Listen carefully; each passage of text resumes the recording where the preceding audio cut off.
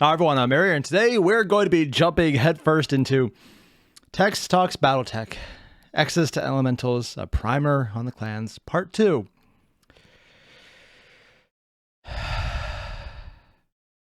The first part hurt, and I've been told the second part is the rough one.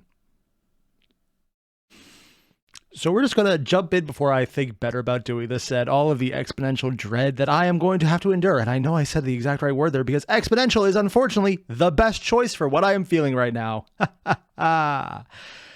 Oh God, this is going to break me. You guys know the deal. There's a link below to the original video down below. Hit it up. It's text. They're awesome. The Black Pants Legion just does really good stuff. Hit them up. And when you're done, don't forget to leave a like, comment, subscribe. Let's get started. Oh, the unlicensed station. Clown Prison 13. Location, deep periphery. Clown prison. Hope it's not actually clowns. Please let it be a joke and not actual clowns. Oh God, it was actual clowns. I forgot about that part. I hope you enjoyed your break because we have a lot to catch up on. Last time around, we opened this can of worms called the History of the Clans. This lecture is a continuation, and as such, it will serve as a further primer on the clans and their weird way of life. So, without further preamble, we shall continue the deep dive on clanner civilization with an investigation into how they diverged from their SLDF roots into what they eventually became. I love the art. I absolutely love the art.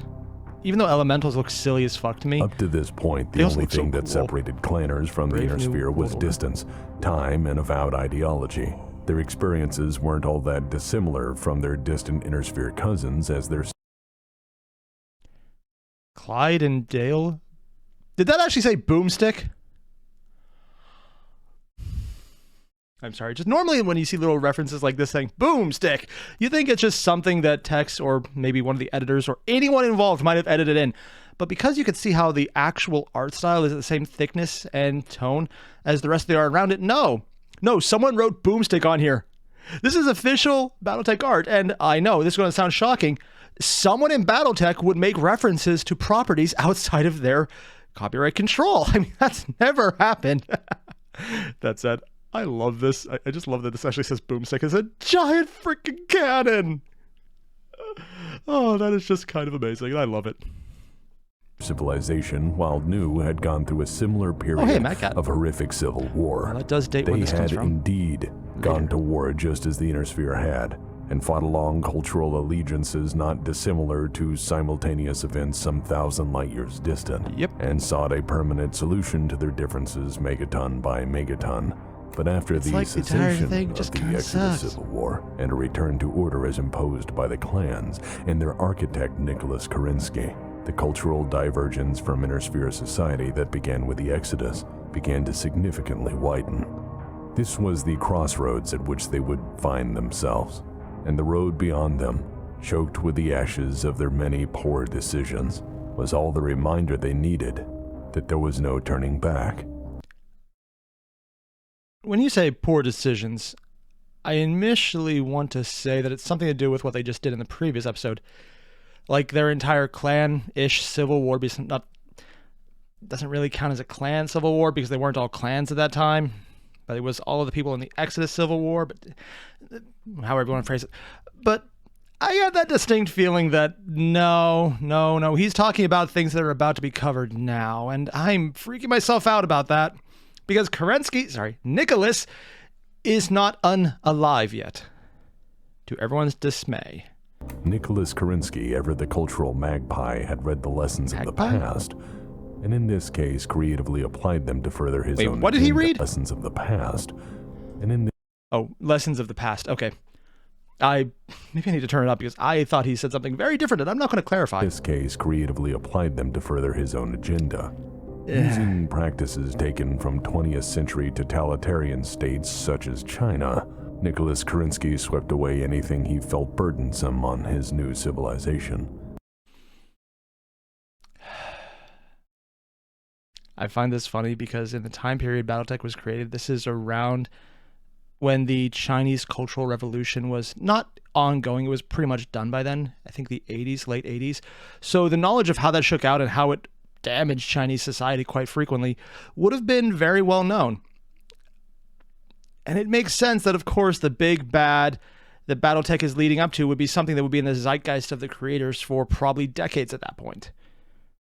Kind of makes sense, actually. Anything that didn't fit his utopian ideal of a warrior society was to be swept away, and so, by tightening his grip on every facet of daily life and leaving zero room for dissent among his populace. And somehow that doesn't actually work. Ways of thinking, Okay, I have so much to say about this picture. One, I must be Kurita, but god damn, that guy's big too.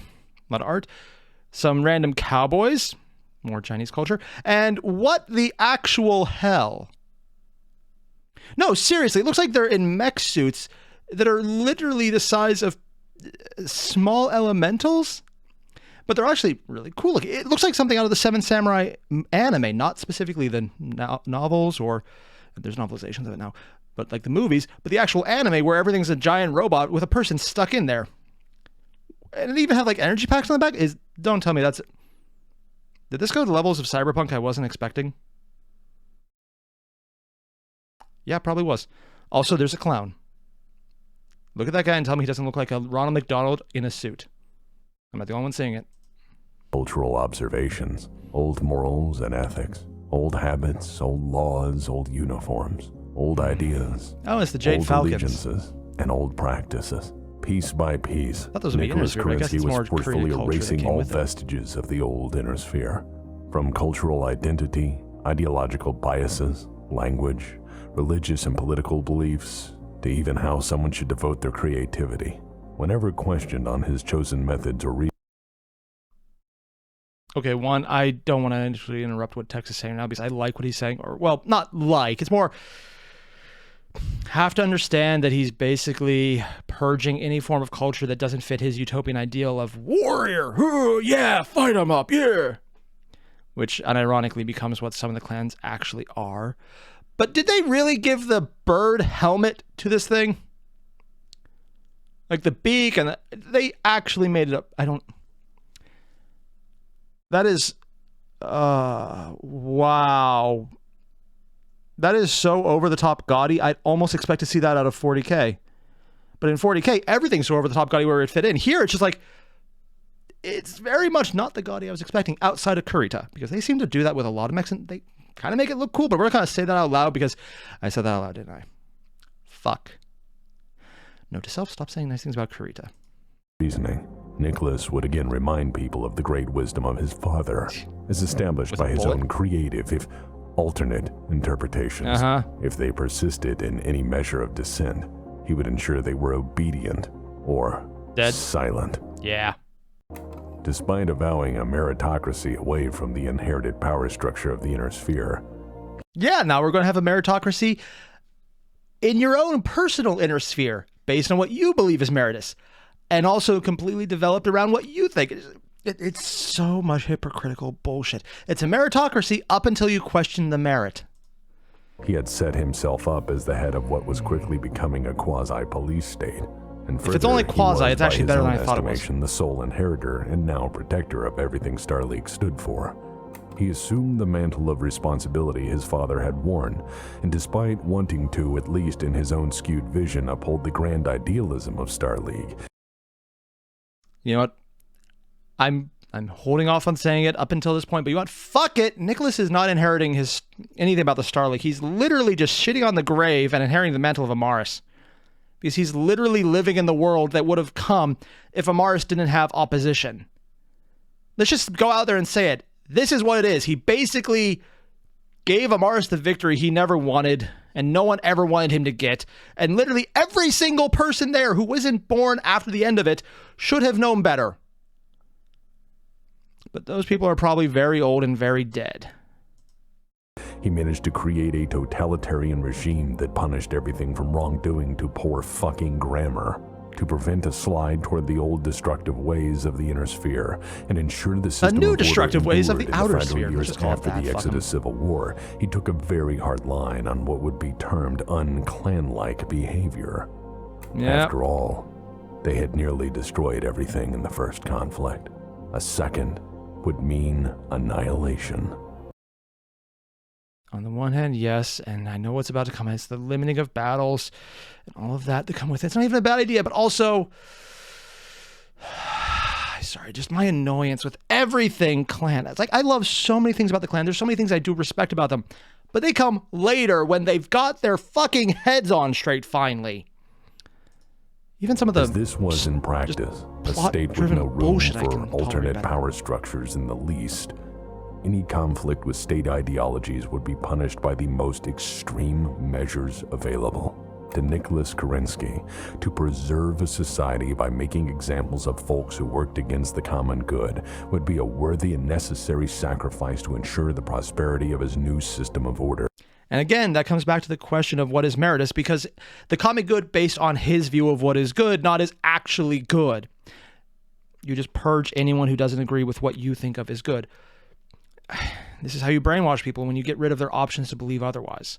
It's literally 1984-esque, except the esque isn't rather. Honestly, I wouldn't be surprised if a lot of 1984's societal construction was actually an even bigger part, which, because it was also based on Maoist and specifically Stalinist ideas, and that's why Orwell made them. That's exactly why they looked that way, because he was, well, Animal Farm was more poking fun at it, where 1984 was more just a depressive look at what it looks like on the inside.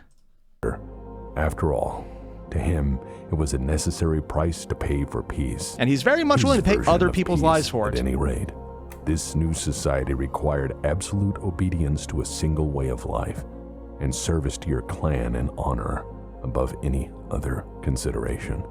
Nicholas Karinsky had already demonstrated the value of his idealized society through his caste of chosen, proven warriors, for they had destroyed the warring factions of the Exodus Civil War. They had punished those responsible for leading it with swift and brutal justice. And thus the might makes right aspect comes in. Not questioning that if they were actually right, just that they're the survivors. I just...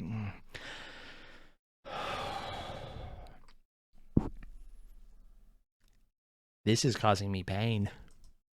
They had, philosophical and somewhat literal pain. Greater and unifying cause established a lasting peace. But Nicholas Karinsky didn't stop there. Yeah. He didn't see himself as an occupier in a strange land. He saw himself as a liberator of oppressed, backward-thinking people. He saw himself as an enlightened man. I'd like to point out that one of the keys that most dictators that aren't immediately dead follow into are one of two categories. They either know that they're fucked up and have absolute paranoid control, and then leave a system that falls apart behind them because everyone's left trying to get their own power, because the people who survive aren't the ones who actually care about the system, just about their own power, and are very good at adapting to any situation because, again, fuck it, we don't care, we'll adapt to anything because we get our power, and if it kills everyone else, that's a good thing because that's less for them to take from us. Or what Nicholas seems to be going into is the savior complex that is fucked in the head through most likely childhood trauma. And it annoys me because I don't like either of these, but I can empathize with the second one. Because yes, he was fucked in the head, and his idea of what growing up in strength meant was basically shaped by Amaris. I know I said already that he's the inheritor of Amaris as well, but he's literally doing it... It's slightly less assholish than Amaris, which is probably why the clan succeeded in the long run, because they could move forward instead of being absolutely sabotaged by their own stupidity. They're just mostly sabotaged by their own stupidity. But also that he literally is deluding himself into thinking everything he just said is true. I wouldn't be surprised if he's one of those idiots who claims something that they know is a lie, and they just keep telling themselves until they believe it because so many other people believe it that it must have been true and they just didn't realize at the time and then never lead on to it. You see, that's the other way dictators form. Oddly enough, it's also how the right of kings came about, because there was a bunch of dictators who got ahead of themselves but then thought, hey, maybe we should actually be good at this shit. Some were, some weren't, but that's the entire concept behind it. Also, it gave a really good example of why you shouldn't ever try and take over a king. And then there was everything about the Middle Ages about that. Just... socio-political bullshit. With a mission to uplift and enlighten the downtrodden. Yeah. Through his father's wisdom style and his own vision, he would forge a new society. And I mean, just because your father's rolling over in his grave, cultural and death would be the nicest thing that could happen to him. Among the people of the Exodus. I must address the consideration that what information we have at this Okay, not so much based on anything here, just techno rave dances of Star League, era tech, with ComStar acolytes, and they're literally just dancing and doing the robot. Because we all, I don't recognize this move, but we all know this move. He's doing the freaking robot, man. They know what they're doing, specifically they being the artists who are doing. It's like, hey, what is the least recognizable thing we can do right here that could be considered religious dance, but also anyone looking at it knows it's entirely non-credible and nonsensical and kind of stupid. We're going to draw them doing the robot as a religious reference. Yeah. This point comes courtesy of recently acquired, highly classified briefings made by ComStar during their extensive study of the clans. ComStar, being one of the few institutions that never forgot the wisdom in knowing your enemy, made every effort to understand the clan war machine, from the invasion of 49 through till the end of that conflict. Oh, this is from the beyond. end of the Clan Civil War. One of the foremost minds spent studying their way of life in great detail was a man the clans had completely dismissed as a paper general, Anastasius Vogt. His insight into clanner culture comes from his first-hand experiences and thorough study into their way of life, their culture, their beliefs, and history. He dutifully compiled and studied everything he could get his hands on, from interviews with clanners to examples of their texts and art. From this, he distilled not only the foundational principles of their society, but in time, the necessary strategies to defeat them. I can't believe I'm saying this, but I kind of want to go back and maybe on a live stream, just rewatch everything about the Civil War. I keep calling it the Civil War, wow. But the clan invasion, although technically Civil War is still accurate for that, but they didn't know that at the time. Just go back, watch that, and just with more context now based on how Starly came about, and just watch it, see what happened, and realize that I'm not going to do that because in hindsight, that would actually just be really horrible as a way to say, hey, remember all those cool things from the Civil War, the Amaris one, and all Starly's awesomeness, and now you're just watching it bash each other in the face? That would hurt too much. So, drawing upon these files, let's briefly explore clanner society from their own accounts to better grasp the radical reforms of this early era. We begin with the caste system, as implemented by Nicholas Karinsky. Fuck him. The clan caste system was instituted by Nicholas Karinsky as an attempt to impose order on the chaos. No. Shoplifting will get you... Oh, shoplifting will get you killed. Okay. Wait. This is a store? Oh god, that actually is hair gel.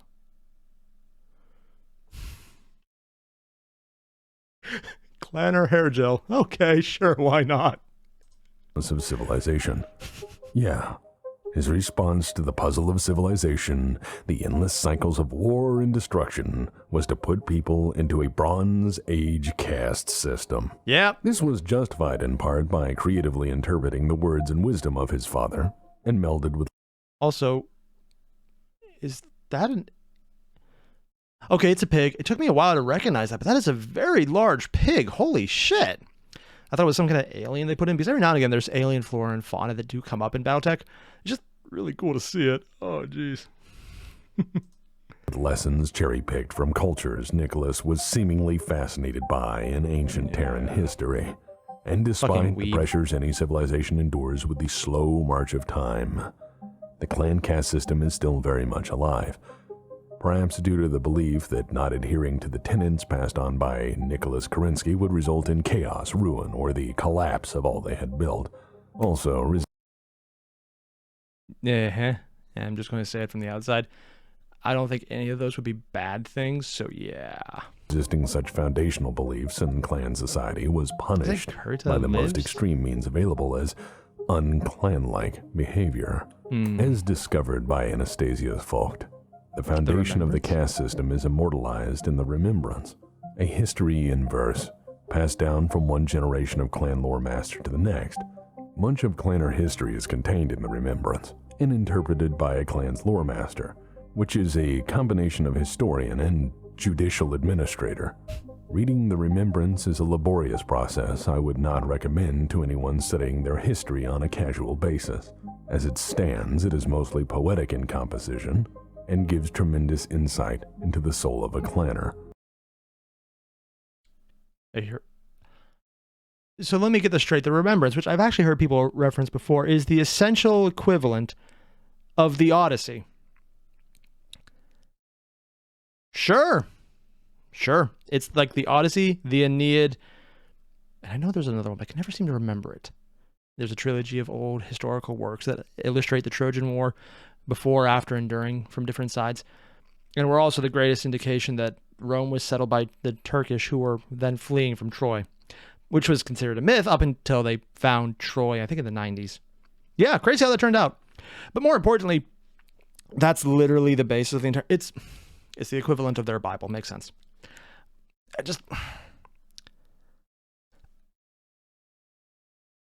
Considering the level of detail a lot of people in BattleTech have gone to, I'm wondering if there's actually a document called the Remembrance that you can just download as a PDF. Because while that would be really crazy and over the top and wasteful of so much time, I wouldn't be surprised if someone has written one, maybe as fan fiction, maybe as not, and then it may or may not have been adopted as reality. That seems like something that would happen, honestly. We find the organization of the clan or caste system outlined in passage 67, verse 26, lines 21 through 37 of the Remembrance, which will now be spoken by a clanner who has agreed to stop trying to kill me on condition I allow him to play a part in this lesson. Oh, jeez. You're up, weirdo. They actually brought him in. 5. Nicholas proclaimed was the foundation upon which our true society was to be built. Okay, just gotta say right off the bat, I love how they've had so many episodes now to bring this character back recurringly as a joke, but always have him go, ah, and just screaming at some way, shape, or form. But hearing him do the exact same voice, but in a more reverential tone, it stands out immediately. Good bit of voice acting on that. Laborers to till the land, to do the tasks. They shall have our undying gratitude, for they are the muscle behind us all. Merchants to buy and sell with fairness. They shall have our commerce and respect, for they are the bones upon which we are built. Technicians to build and fix the machines. They shall have our admiration, for they are the fingers with which we grasp life.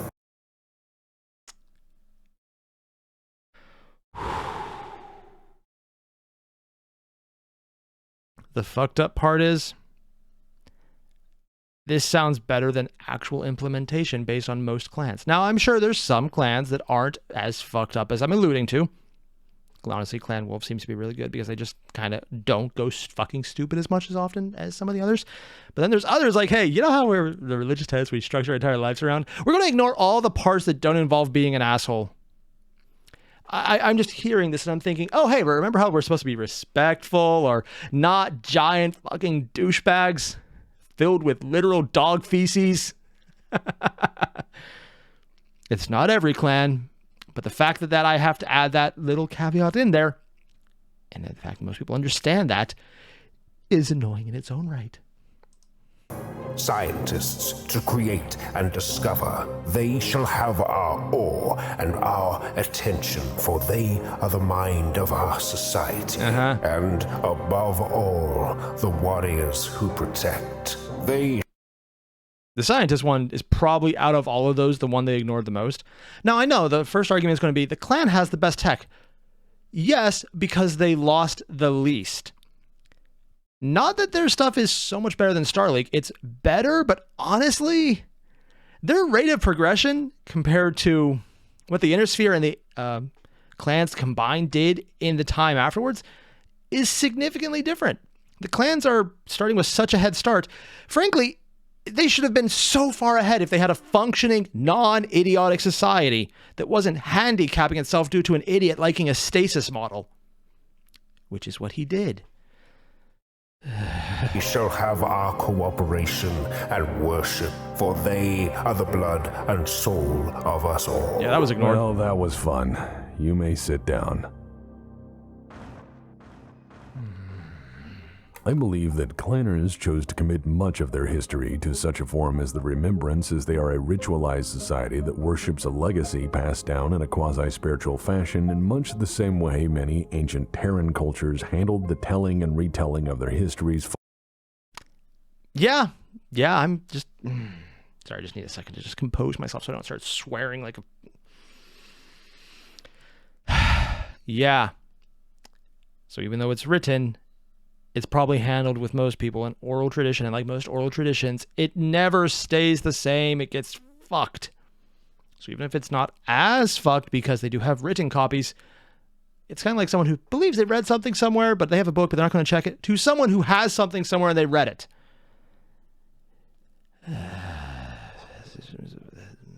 Folklore and great deeds.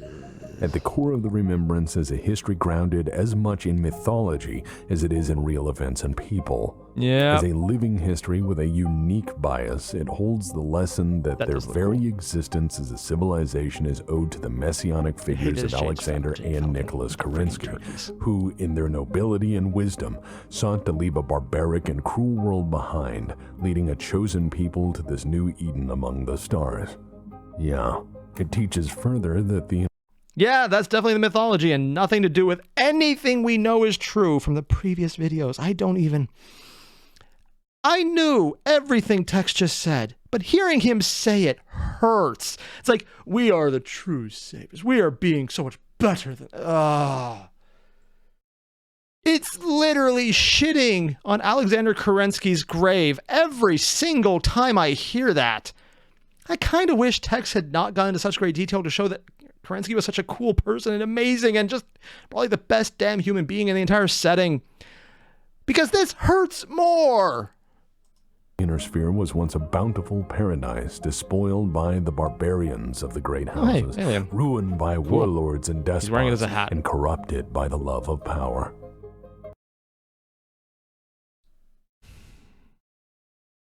Huh.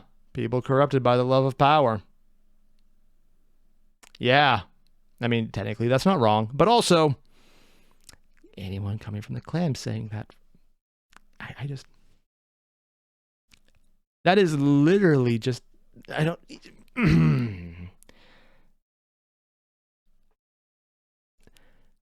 you can tell the writing for BattleTech is good in general because I can get enraged by moments like this, talking about the sheer hypocrisy of a fictionalized side in a fictionalized concept, in a fictionalized context, in a fictionalized reality.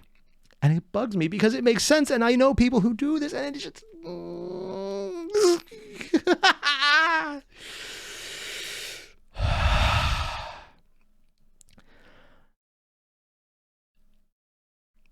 Alcohol would have been nice for this one. And I must admit, in truth, some of those points I actually do agree with. They're not wrong, they're just annoying because it's hypocritical. Is always going to be creative with the notion of assigning blame and further creating heroes. From the ComStar study, we can find that clan society has 5 recognized castes, and one very real, but unrecognized one. Oh? The warrior caste and its people, most of us are well acquainted with, either by proxy or hard-earned first-hand experience. Oh, are these an alternate form of elemental? Oh. Because it looks so much lower, because I'm pretty sure that's grass around there. Yeah, there's a... That's a squirrel. That's literally a squirrel with bug eyes just going like... just because it's jumping from the explosion. They actually drew Twitchy. Just jump. How did I even notice that? I love that. Also, I've only seen the one style of elemental armor, so seeing another one is actually really cool. Their work speaks for itself, and by design, they are the de facto inheritors and protectors of Karinsky's legacy, and to underestimate them has been the doom of many. They are from those men and women of the SLDF who took part in the Exodus. And then the second, they are bred and trained exclusively for the various conflicts clan or society demands of them. They are pitted against one another from birth to death in a constant set of trials and challenges to not only attain positions of responsibility, but to keep them. On the battlefield, they are equal to any fighting force currently available to the Inner Sphere and fully capable of fighting many times their number without even the slightest thought of self-preservation. Sorry, I'm so used to variations of the armors looking so similar. And this one, I know they have the same bird head, and I thought it was a mech before, but I'm thinking it might be more of a armor. just the different head variations are actually really cool, because I've never seen this much variation in a same style of mech anywhere in BattleTech before. It's so much customization. I don't think I've ever seen anywhere else in the entire franchise. Is this is a civilization built from the warrior elite. It is no wonder that the warrior caste is in charge of the day-to-day affairs of clan governance. All castes directly support, and in essence, owe fealty directly to the warrior caste. It is of note that all clan leadership is of the warrior caste, and only blood-named warriors may be elected Khan of the clan, or even directly participate in clan council. Okay, so what can I say about blood names? Well, how's this for a slice of strange? Clanners don't really have last names, at least from birth. Clanners don't get last names until they earn them, if they're lucky, that is. But in truth, it's not just a name, it's legacy in surname attached to a warrior that has proven themselves on the field of combat in a fiercely competitive trial for precisely that purpose. To earn a surname is to inherit the legacy of that name. Assuming the mantle of a blood name means that your new name is therefore attached to all of the lofty deeds historically associated with it. There are many points to that actually sound interesting. It's less of a name as we understand it normally. It's less of a family connection and more of a title. And you carry with it the title and the honor and the prestige and the baggage of everyone who bore it prior. At least that's how it sounds based on the explanation Tex is giving. It probably also has to do with family as well, because genetics with the clan are a thing. But a lot of the time, it does sound more like it's a title of worth that you earn that just also happens to be based on a name. That name be makes sense, but also it's kind of stupid. Pride, so on. All clanner warriors aspire to the lofty heights of honor. Wait. Is that a Highlander? Oh, that looks different. It looks both bulkier and slimmer at the same time, and I don't know how they did that. And very riveted together. I didn't even realize until I saw the head, and it's a very distinctive head cockpit setup. Unless that's unrelated, and I just have a similar type here. I don't know the model. Huh. That comes with earning a blood name, or they intend to die trying. With a blood name comes great power and honor and glory, and is the means by which their legacy will be chosen to live forever in the memory of their clan's history. To earn this singular honor of honors is the crowning achievement of a warrior's life. The warrior caste is at heart a competitive group continually testing themselves against each other until their time comes to die with honor, and the right to a last name attached to the honored dead is just one more contest they aim to win. And as far as blood names go, I'm not even going to deep dive on their meaning and importance beyond what I've already said, as I'm not even sure I understand it, other than surnames are for people who are extra good at fighting for honor. Whatever that. I know I'm going to show my bias on this one. But it does sound like the entire warrior caste is literally, at this point, before they have broken into just the competing factions of assholes, a waste of space. Literally, it only makes sense because their entire culture is set up to fight each other to make the warriors useful.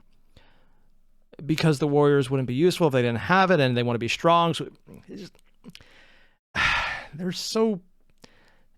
the warrior caste makes sense if there's an over-present enemy that you need to fight. Not so much ever-present, but over-present, like over-represented. But the entire concept of there's no actual enemies except for those that we've literally created for ourselves, which is a lot of what the clans were early on.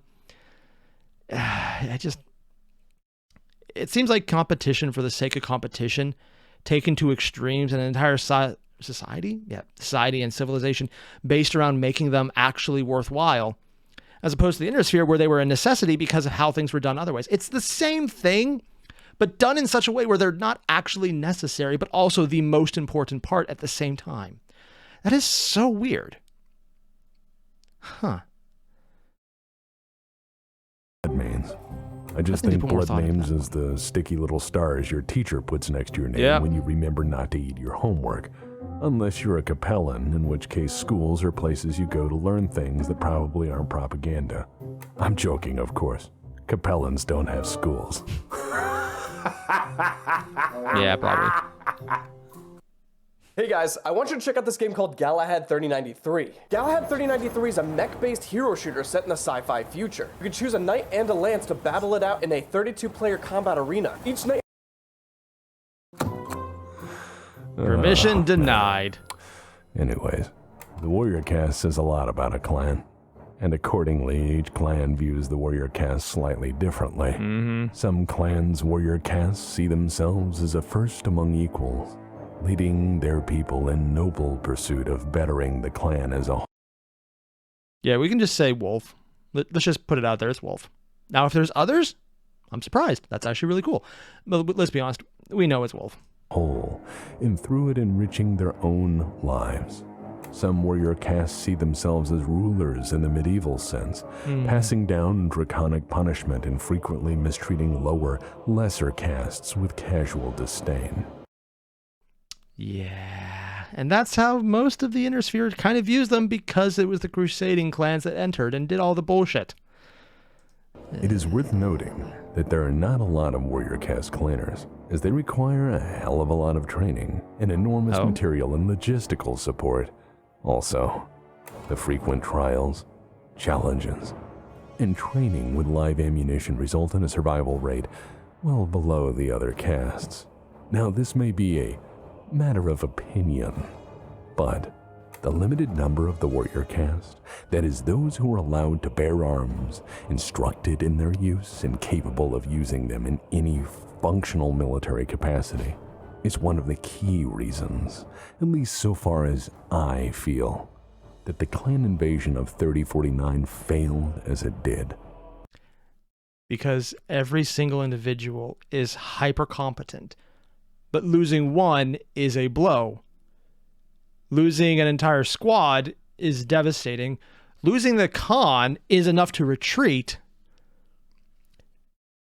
Honestly, it's more surprising that general subterfuge and surprise nukes wasn't used more often on the clans. Although, I'll be honest, it's because I haven't read up on the entire strike back phase after the invasion, so maybe that is what actually happened. There's that little hesitance to do more extreme methods, but people are very good at ignoring their previous hesitance if they feel like, fuck you, I don't care, which is usually a good reason to do something.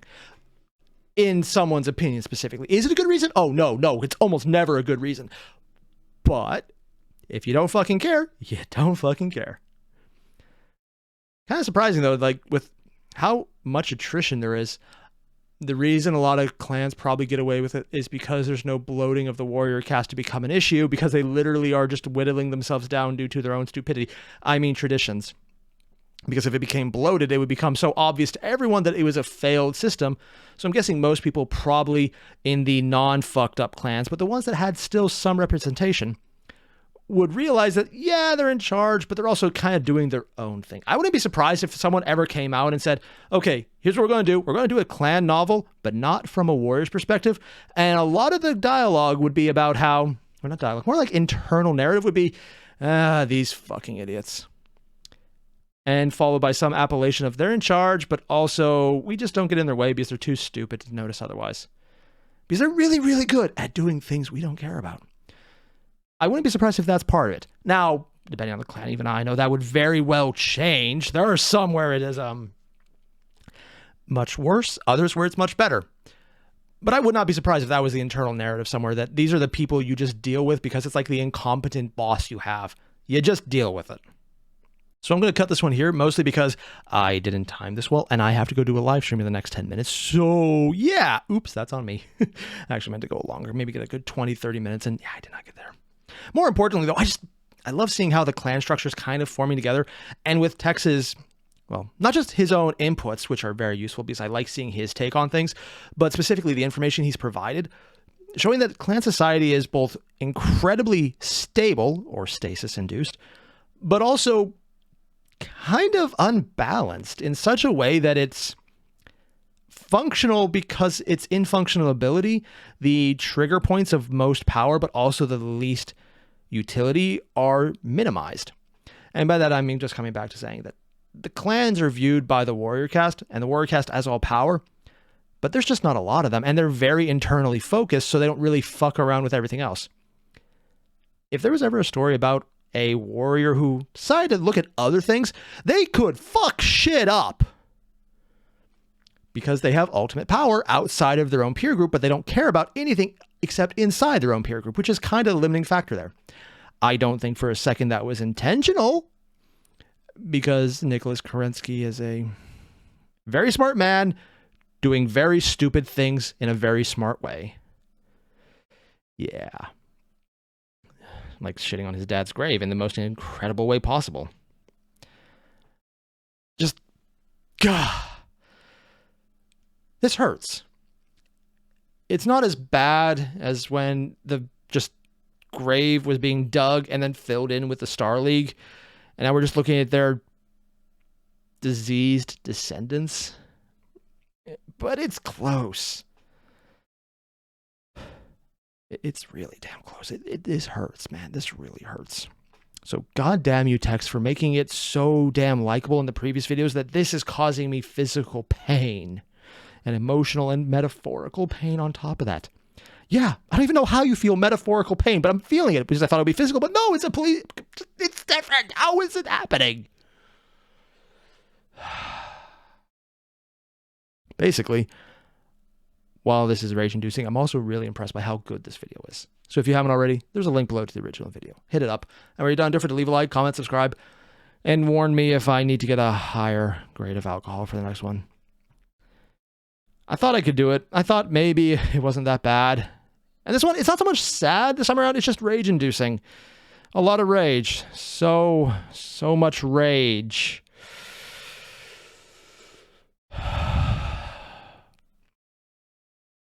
Yeah. So I'll see you guys in the next one. Adios.